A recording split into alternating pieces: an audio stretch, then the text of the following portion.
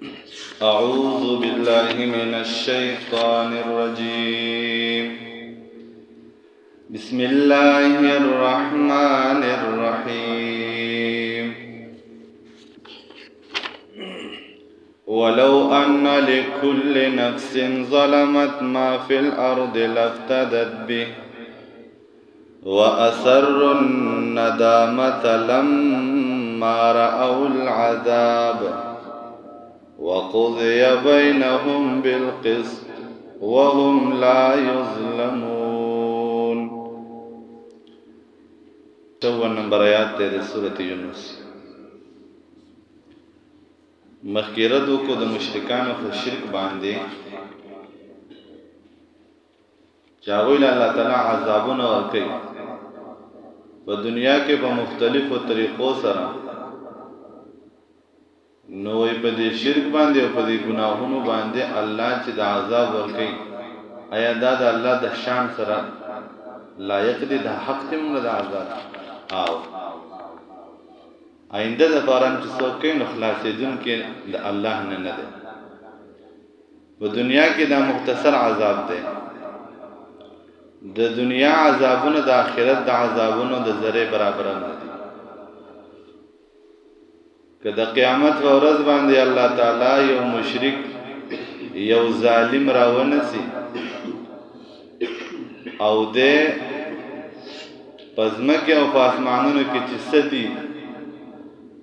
دا د فدیه په تور باندې ورکی نو قبول وتی نشي.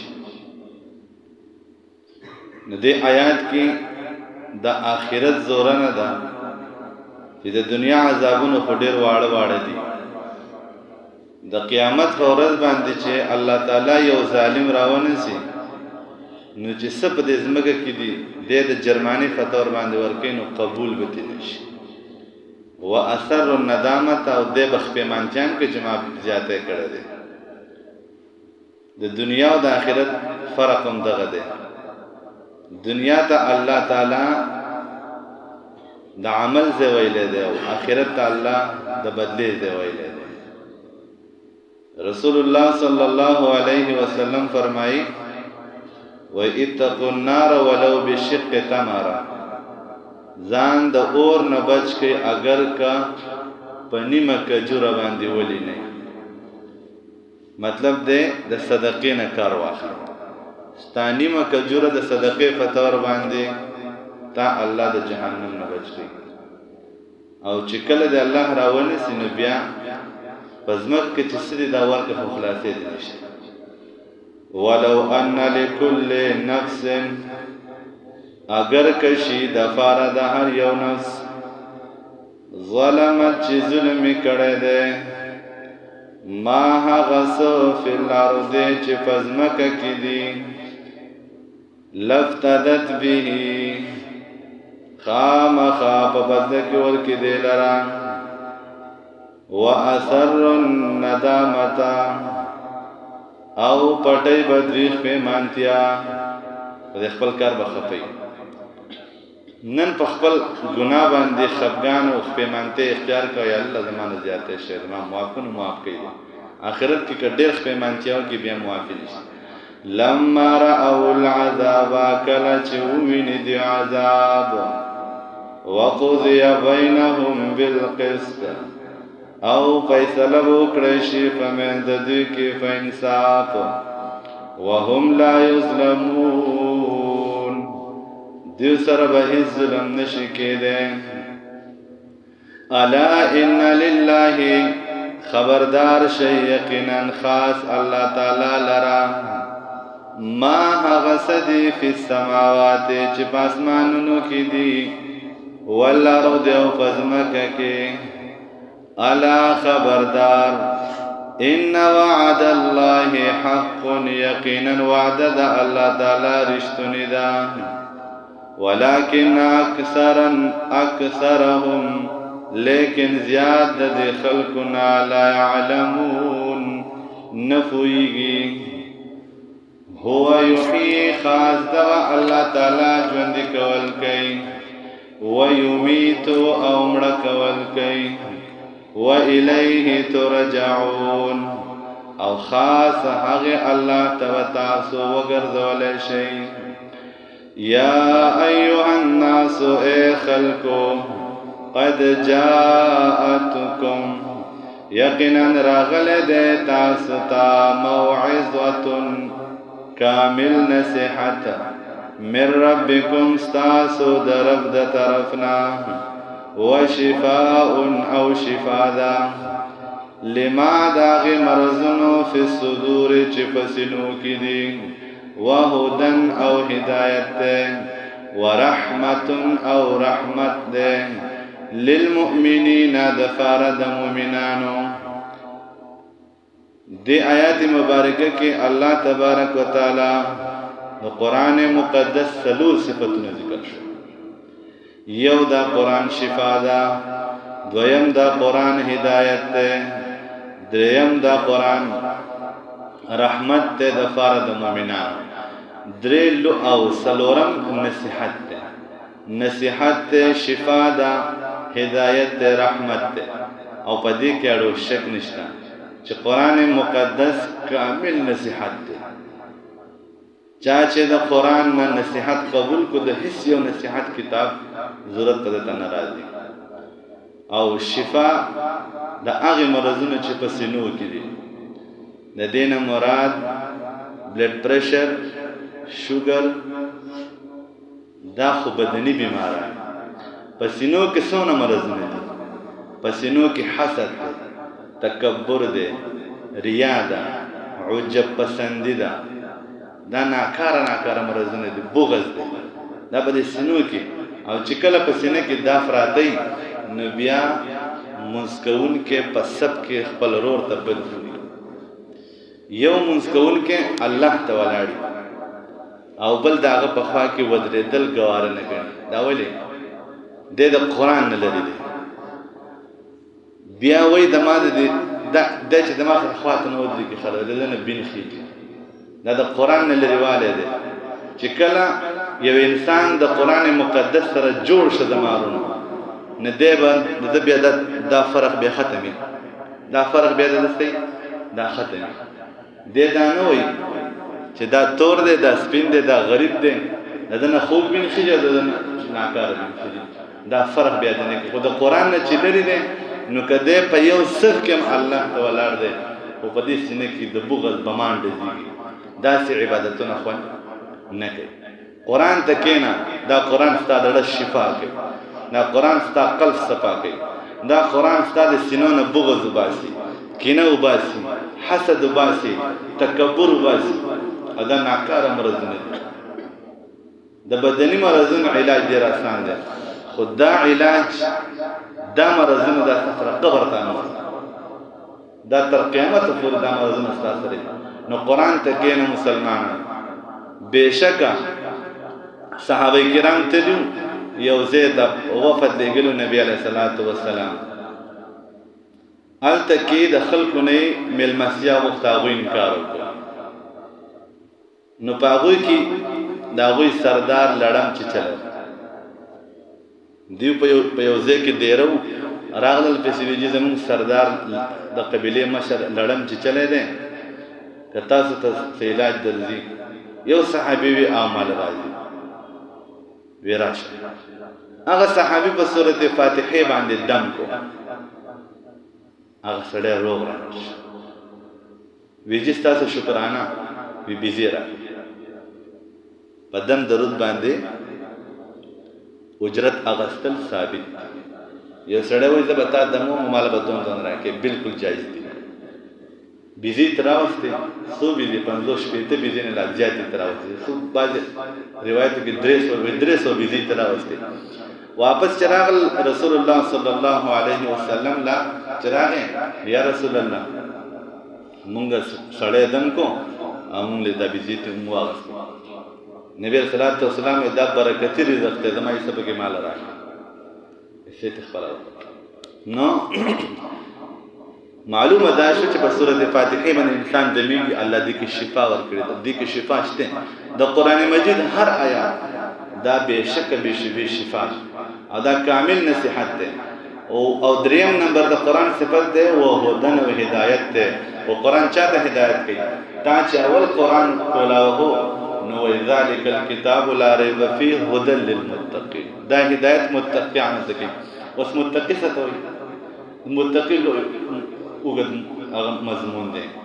ورحمت نو مهربانی ده قرآن مجید دا الله مهربانی ده اللہ تعالیٰ په قرآن کې فرمایي وَإِذَا قُرِئَ الْقُرْآنُ فَاسْتَمِعُوا لَهُ وَأَنصِتُوا لَعَلَّكُمْ تُرْحَمُونَ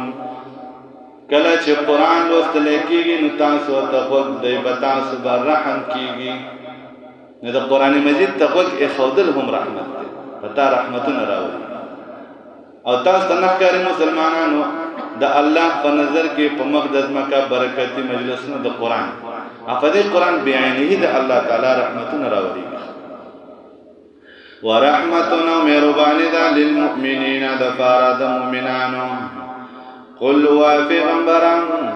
بفضل اللہ فمهربان ففضل دا اللہ تعالی باندے وبرحمته فمهربانی داغا